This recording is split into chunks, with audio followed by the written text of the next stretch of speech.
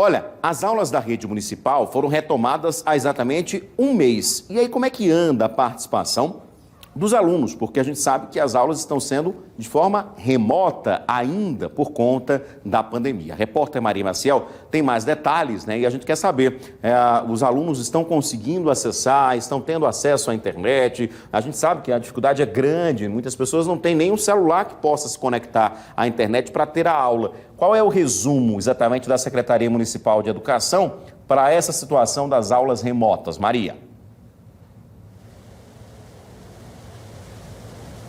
Pois é, Edson, tem sido um desafio muito grande. A rede municipal de educação de Maceió tem cerca de 48 mil estudantes. E tanto da educação infantil quanto da educação fundamental, tem sido, assim, diversas estratégias utilizadas para que esse aluno possa ter o aprendizado adequado. E é sobre isso que eu converso com o secretário municipal de Educação, Helder Maia. Boa noite, secretário.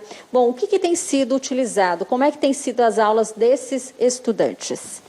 Boa noite, Maria. Boa noite, Edson, todos os telespectadores. Veja, nesse um mês de aulas remotas que foi necessário por conta da ameaça do vírus, da circulação do vírus, nós adotamos uma série de estratégias, como você acabou de mencionar. A mais imediata, aquela que tem surtido mais efeito, é a estratégia mais convencional e tradicional. Entregar as atividades pedagógicas para os pais, irem até as unidades, irem até as escolas, obterem esse material. Hoje mesmo nós criamos uma central de apoio, uma central de cópias na Secretaria de Educação do município de Maceió, porque nós constatamos que cerca de 40 escolas não dispõem de infraestrutura de copiadoras e, em razão disso, nós disponibilizamos lá na sede da Secretaria, na parte da manhã, novamente, para evitar aglomeração, para não ter transtorno, com todo cuidado, mas uma medida e uma estratégia necessária. E como é essa interação entre professor e aluno?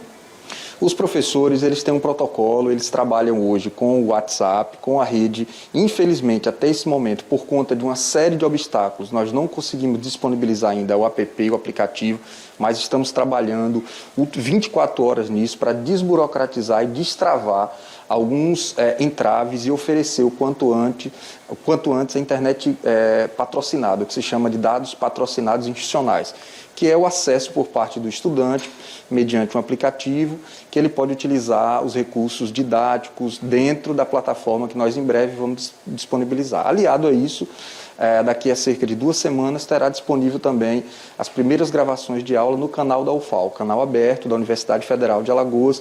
Nessa frente já avançamos muito, mas por conta também, novamente, de alguns cuidados, de alguns protocolos e dos controles institucionais, nós ainda vamos esperar mais umas 2 ou 3 semanas para disponibilizar as primeiras aulas gravadas. A gente sabe que por conta da pandemia houve uma grande evasão escolar. O que a Secretaria tem feito, para resgatar esses estudantes, trazer eles de volta? Boa pergunta. Esse foi um dos nossos grandes desafios no mês de janeiro, fevereiro, março. Contamos, inclusive, com grande apoio das televisões de Alagoas, demos diversas entrevistas, fizemos cerca de 6 mil matrículas pelo WhatsApp. Felizmente, estamos muito perto de alcançar o contingente de matriculados de março do ano passado, ainda antes da pandemia. Temos grandes chances, nesse esforço coletivo que temos feito, de superar esse contingente de matriculados, repito, em março do ano passado, em 2020, quando não havia eclodido ainda a pandemia da Covid-19. A gente sabe que por conta do ensino remoto, as crianças não poderem estar na sala de aula de forma presencial, existe uma perda nesse aprendizado, Como é que vocês estão trabalhando com isso de forma a oferecer o máximo, 100% a gente sabe que não vai ter, mas oferecer o máximo para esses estudantes, para que eles possam realmente reter o conhecimento?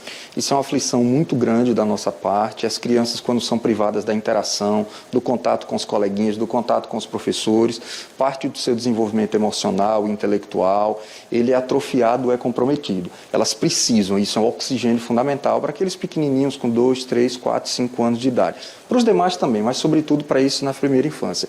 Nós estamos em contato com as famílias, a coordenação da educação infantil, as diversas professoras, os técnicos estão em contato permanente. Nós já chegamos quase a equiparar o contingente de matriculados do ano passado e temos um conjunto de atividades, como, por exemplo, as da TV da UFAL, que tem uma programação específica para esses pequenininhos. E aí, dando tudo certo, com o retorno das aulas híbridas, que é uma marca definitiva do processo educacional nos futuros anos, nos anos seguintes, nós vamos retomar com parte dos protocolos, aplicando parte dos protocolos para essa idade, para essa fase específica da educação escolar. Existe uma previsão estimativa de quando isso vai ser possível? Por hora não, mas como o Maceió tem liderado o processo de vacina no Brasil, é destaque na mídia nacional e internacional, nós temos grande esperança, grande chance que nos próximos 2 meses nós já podemos anunciar algumas medidas, alguns protocolos. No mês de janeiro, o plano de retomada ficou inteiramente pronto, tanto da retomada híbrida, escalonado com os diversos procedimentos para as diversas etapas. A notícia boa é que nós conseguimos, sob a liderança do nosso prefeito, avançar nessa frente. Ele também fez uma solicitação de vacinação dos profissionais da educação junto ao Ministério da Saúde. Estamos aguardando e ansiosos para que seja liberada a vacinação para esses profissionais, para que a gente possa estabelecer o cronograma de retorno das atividades, no primeiro momento, híbrida. Ok, muito obrigada, secretário, pelas informações e esclarecimentos.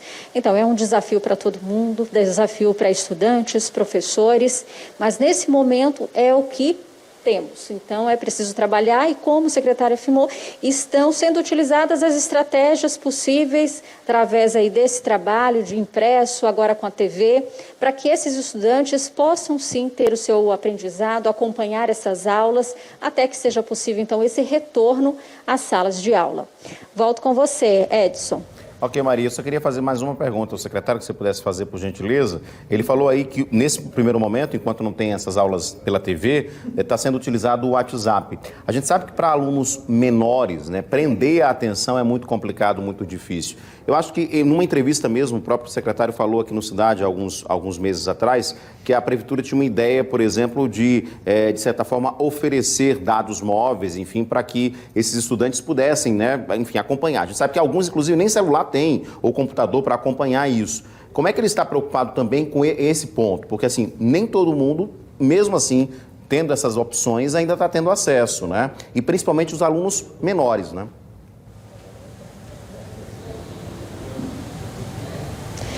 Secretário, o Edson está fazendo uma pergunta do estúdio, ele quer saber o seguinte, ele colocou uma situação, por exemplo, que nem todo mundo tem acesso ao WhatsApp, né? Essas aulas têm acontecido com relação principalmente aos menores, né?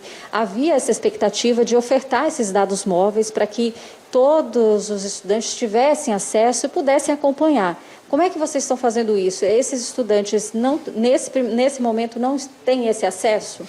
Os da educação infantil, não. Os da educação infantil a gente está mantendo o vínculo, entrando em contato com os pais, enviando algumas tarefas domésticas para casa e aguardando até que as condições sanitárias melhorem para que eles retornem aos CMEIs, Centros Municipais de Educação Infantil, que é a creche e a pré-escola.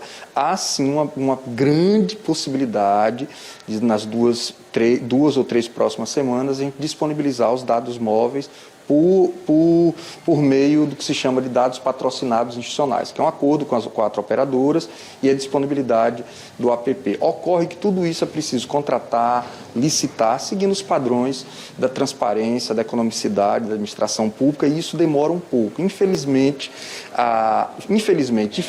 existem esses controles, o tempo da educação, o senso de urgência da educação e do processo de aprendizagem não é o mesmo tempo da administração, da burocracia e dos controles. Temos que equilibrar esses 2 tempos, atender a esses 2 tempos, para que propicie as melhores condições. Então, junto com isso, já aceleramos a estratégia, o convênio, a parceria com a TV da UFAL e faremos um conjunto de aulas gravadas para propiciar.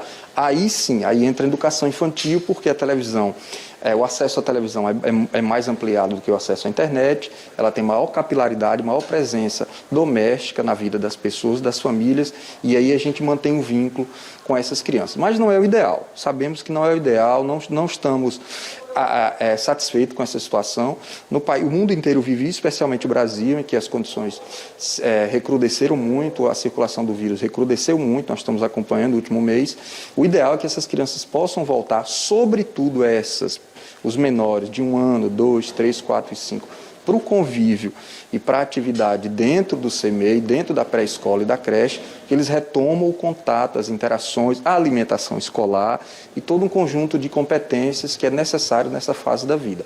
Então, é muito arriscado, como recomenda a Unesco, como recomenda os órgãos ligados ao Sistema ONU, que a gente está perdendo dias preciosos no processo formativo, psicológico, afetivo, emocional desses seres humanos. Até porque esses pequenininhos, né, como o senhor disse, são passados para os pais acompanharem. Nem sempre esses pais eles têm tempo, não têm conhecimento. A gente sabe, quem tem filho pequeno sabe como é difícil. Exatamente.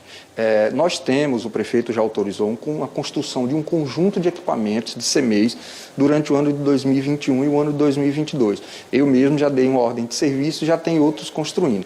No entanto, eles não ficam prontos da noite para o dia, eles dependem de uma série de protocolos. Assim que eles forem inaugurados, como por exemplo a creche do Prado, ou CMEI do Prado, que já está com 95% das obras prontas, nós vamos disponibilizá-los para a população. Então, isso já é 200, 250 vagas e já é uma garantia de que, tão logo a gente retorne às aulas híbridas, teremos mais uma oportunidade de inclusão naquele território específico da cidade. Isso leva um pouco de tempo. A pandemia compromete uma série de planejamento, inclusive a contratação de professores. Certo, muito obrigada. Então, o jeito então é aguardar, Edson, e torcer para que essa pandemia aí acabe o quanto antes. É com você.